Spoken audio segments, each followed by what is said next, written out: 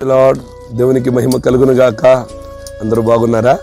దేవుని కృపను బట్టి ఈరోజు మిమ్మల్ని కలవడం నాకు చాలా సంతోషంగా ఉంది. ఎలా ఉన్నారు? అందరూ కూడా ఆరోగ్యంగా క్షేమంగా ఉన్నారని నేను ఆశపడతా ఉన్నాను. దేవుని కృపను బట్టి మీ జీవితంలో ప్రతి విషయంలో దేవుడు మీకు గొప్ప అద్భుతాన్ని చేయబోతున్నాడు. నీ జీవితంలో నువ్వు ఎలాంటి పరిస్థితుల్లో ఉన్నావో, నీ జీవితంలో నువ్వు ఎలాంటి ఇబ్బందుల్లో ఉన్నా ఒకే ఒక్క వ్యక్తి నిన్ను ఆదుకోగలడు. చాలా సమయాల్లో మనం చూస్తే మన పరిస్థితుల్లో వస్తున్న ఆటంకాలను బట్టి మనం గెలవలేవేమో, మన జీవితం బాగుపడదేమో, నా జీవితం ఇంతేనేమో అని అనుకుంటాం. కానీ దేవుడు నిన్ను ప్రతి పరిస్థితిలో ఆదుకోగలడు. మనుషులకి సాధ్యం కాదు, దేవునికి ఒక్కడికే సాధ్యం.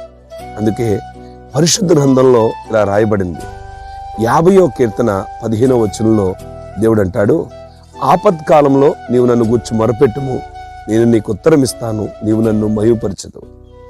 దేవుని యొక్క ఆశ మనం బాధపడాలని కాదు. దేవుడి యొక్క తలంపు మనం ఏ రోజు కూడా వేదన పడి కృంగిపోవాలని కాదు. దేవుని ఉద్దేశం నీ జీవితంలో ప్రతి పరిస్థితుల్లో కూడా క్షేమంగా ఉండాలందే. అందుకే మనకుండేటువంటి మనిషి జీవితంలో అనేక రకాల ఆపదలు వస్తాయి, కష్టాలు వస్తాయి, శోధనలు వస్తాయి. దాని నుంచి నువ్వు బయటపడాలంటే నిన్ను విడిపించే దేవుని దగ్గరికే మనం వెళ్ళాలి. నీ కష్టాలు తీర్చే దేవుడి దగ్గరికి వెళ్ళాలి. ఖచ్చితంగా ఆయన దగ్గరికి వెళ్ళి ఒక మనిషితో, ఒక స్నేహితుడితో, ఒక తండ్రితో నువ్వు ఎలాగైతే నీ బాధను పంచుకుంటావో, అలాగే నీ ఆపద కాలంలో వచ్చిన బాధను బట్టి, సమస్యను బట్టి ఆ తండ్రితో మొరపెట్టినప్పుడు ఖచ్చితంగా నిన్ను విడిపిస్తాడు. అందుకే అంటున్నాడు, మనుషులు నీ ఆపదల నుంచి విడిపించలేరు. ఏ విషయంలో కూడా నువ్వు ఆ కష్టాల నుంచి బయటపడాలి నీ సొంత ప్రయత్నం కూడా పనిచేయదు. అందుకే దేవుడు ఒక్కడే నీకు సహాయం చేసేవాడు. మరి ప్రియమైన దేవుని పిల్లారా, ప్రేమపూర్వకంగా నిన్ను ఆహ్వానిస్తున్నాను. దేవుని దగ్గరికి వస్తే ఖచ్చితంగా నేను విడిపిస్తాడు, ఒక ఉన్నతమైన మార్గం నడిపిస్తాడు. ఖచ్చితంగా దేవుడి ఆశ నువ్వు నెరవేరుస్తావు, నీ జీవితంలో నువ్వు సంతోషంగా ఉంటావు. అలాంటి కృప దేవుడు నీకు దయచేయను గాక. చిన్న ప్రార్థన చేసుకుందాం. పరిశుద్ధుడైన తండ్రి, ఈ మాటలు వింటున్న ఈ బిడ్డలందరినీ దీవించండి.